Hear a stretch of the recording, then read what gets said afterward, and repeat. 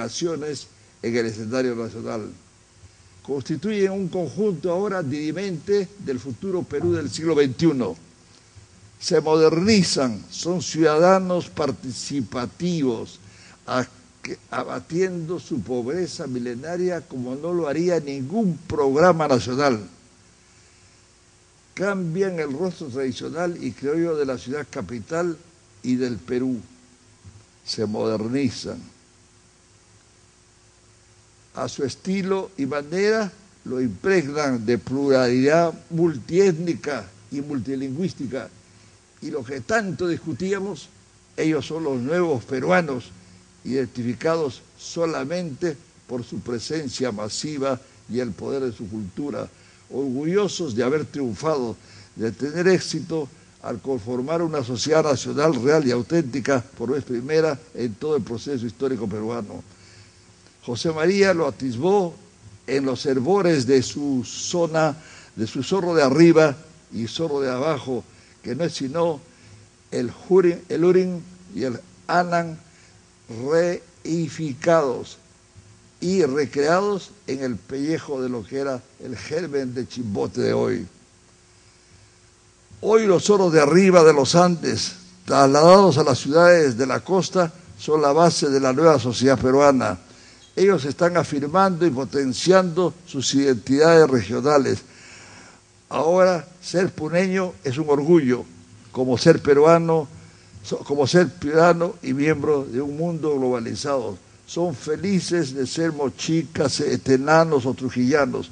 Modernizados, aprovechan los beneficios de un mundo globalizado, potenciando su mente oral, enriqueciéndola con la mente gramatical que aprendieron desde el año 1535 y ahora con la mente virtual que desde hace 20 años les ofrece la informática, están gozando de un orden globalizado, modernizándose ellos solos.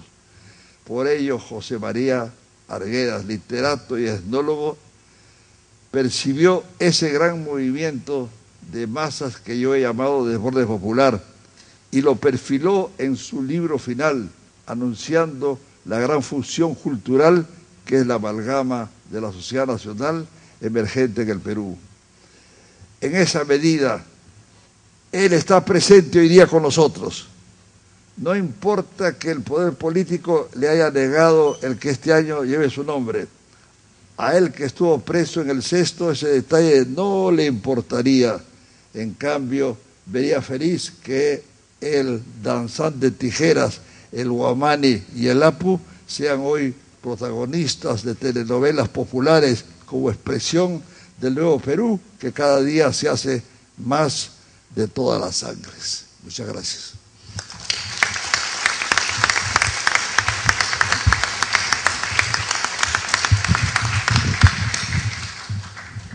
A continuación, la intervención por 15 minutos del doctor Max Hernández Camarero, psicoanalista, secretario técnico del Acuerdo Nacional y miembro de la Comisión Nacional por el Centenario de Arguedas. Un fuerte aplauso para el doctor Max Hernández Camarero.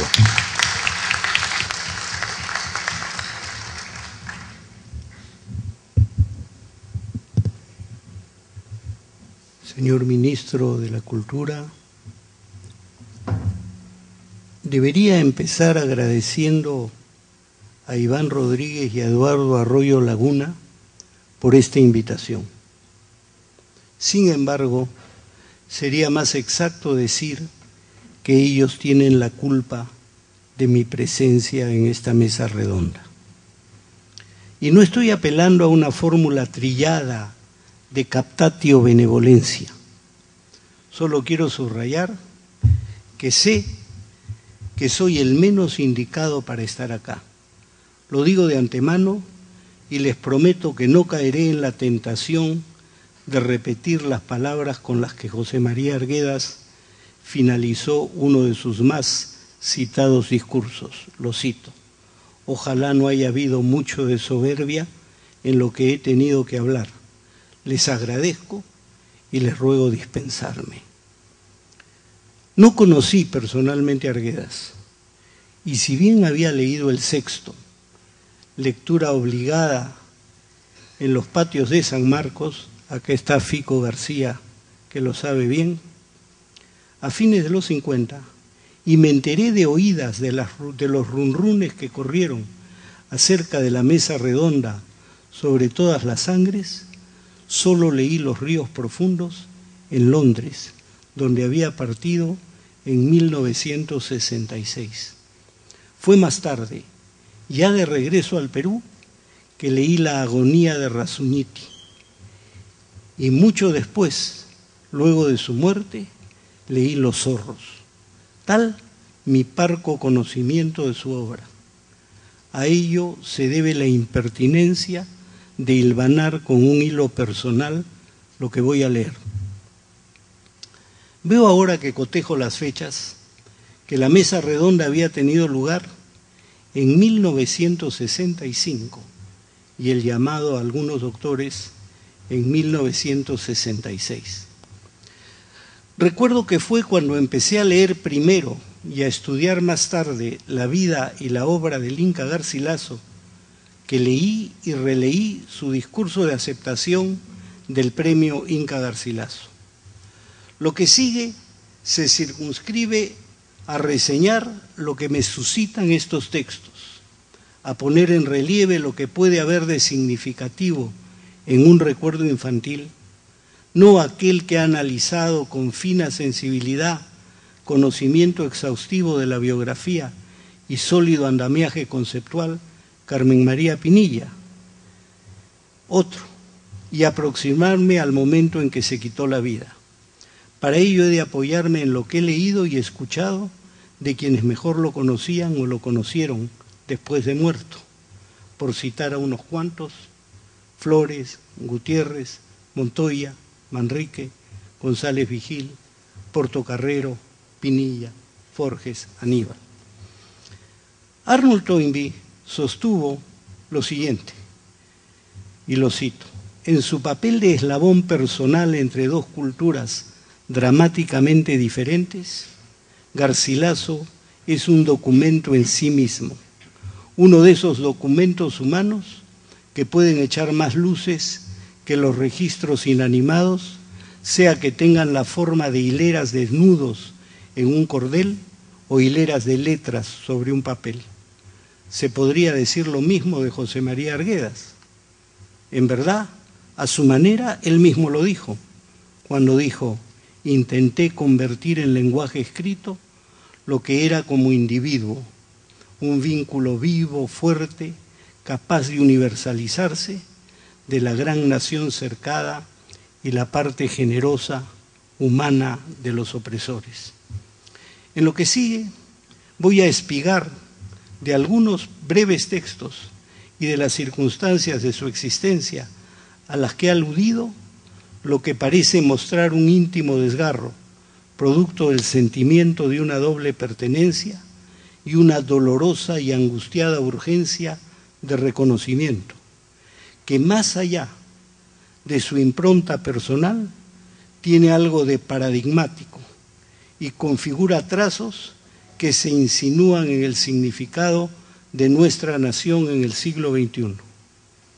Por ello también, aunque muy de paso, recordando la tarea que propuso hace años Alberto Escobar, haré alguna alusión a los cambios que las personas y las ideas sobre la creación y la investigación han seguido en el Perú. Sigo citando a Escobar. Para decirlo en pocas palabras, es un lindero de referencia acerca de cuánto hemos cambiado todos y de cuánto ha cambiado nuestro pensamiento. Empiezo con el recuerdo de ese niño que había sido lanzado a esa morada donde la ternura, son sus palabras, es más intensa que el odio, y donde por eso mismo el odio no es perturbador, sino fuego que impulsa. El recuerdo, a mi entender, ilustra un punto importante. Cuenta Arguedas que cuando tenía 7 años vio en las laderas de un cerro reseco una pequeña planta de maíz casi moribunda. Le habló arrodillado, con gran ternura, y fue al río, distante unos 4 kilómetros, y regresó con su sombrero lleno de agua.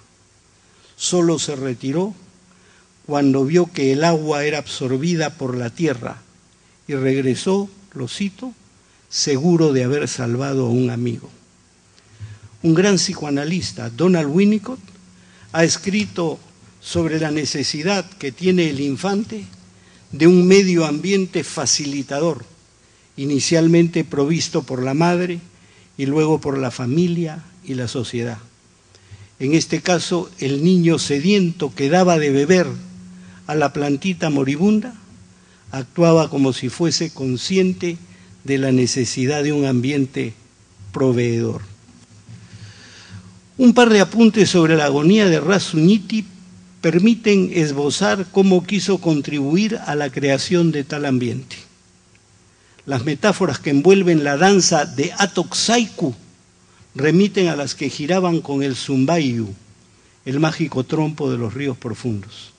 El danzak era algo así como su expresión humana.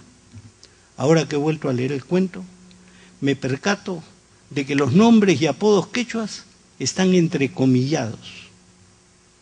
Y también me llama la atención que antes de ingresar a la zona de más alta tensión del relato, Arguedas hace una explicación de antropólogo o de maestro de escuela sobre las tijeras, los danzak y la danza, seguida de una versión en la que el narrador se inmiscuye en la narración diciendo yo vi.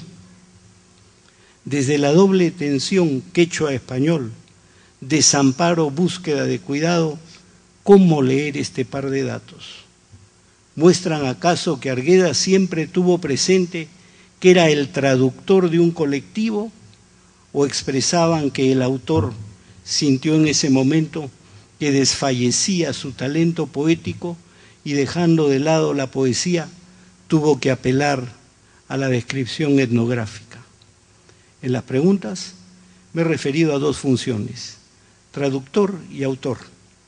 Como nota al margen, hago constar que las connotaciones del concepto de autoría remiten a tópicos como el de autonomía, iniciativa, invención, creatividad, autoridad, etcétera, que exhibe un autor. Y por otro lado, todo autor es cuando menos, y según sea abordado desde la sociología, la epistemología o el derecho, un individuo, un sujeto y una persona. Ahora bien, en el referido discurso del premio Inca Garcilaso, el traductor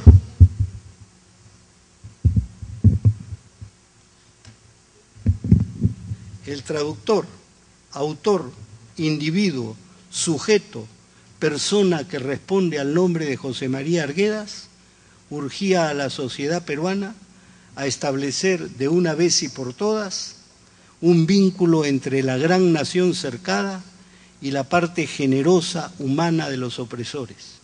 Su propuesta, hecha pública en 1968, en circunstancias en que la realidad era percibida como si estuviese dividida en dos mitades, una idealizada y otra denigrada, expresaba, comillas, su fe racional en el país. Arguedas era consciente de que tal escisión, que mostraba los prejuicios en que se fundaban diferencias interesadas y antihumanas, según él, tenidas por muchos como casi naturales, estaban desapareciendo. Por ello proclamaba que todos los peruanos, cito, cualquiera sea su raza y procedencia geográfica, son virtualmente iguales. Tiempo después, hace 3 lustros, Antonio Cornejo Polar sostenía que aunque la utopía arguediana de la ciudad feliz no se había cumplido, la migración había transformado radicalmente el orden de una ciudad hasta entonces fascinada por su hechiza heráldica virreinal. Hoy, 5 lustros después de haber cartografiado el desborde popular y la crisis del Estado, José Matos Mar sostiene que en el Perú se ha constituido una sociedad nacional. Su apreciación trasunta optimismo. Es cierto que parece que se está superando gradualmente,